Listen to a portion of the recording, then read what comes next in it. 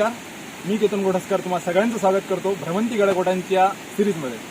तर मस्त रिमझिम पाऊस चालू आहे, छान धुकं वगैरे पडलंय, त्यामुळे आज आपण जाणार आहोत ते रांगणागडावर। आणि रांगणागडावरचं पावसाळ्यातलं वातावरण एवढं सुंदर असतं, म्हणजे स्वर्गीय कोकणाचा अनुभव तुम्हाला जर घ्यायचा असेल तर पावसाळ्यात रांगणा ट्रिप नक्की करायला पाहिजे। तर आजचा दिवस आहे आणि आम्ही चाललो आहोत रांगणागडावर। तर आता आम्ही चालायला सुरुवात केली आहे, नारूर गावातनं पायवाटेनेच आम्ही चाललोय।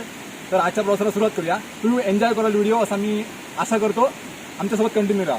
चला।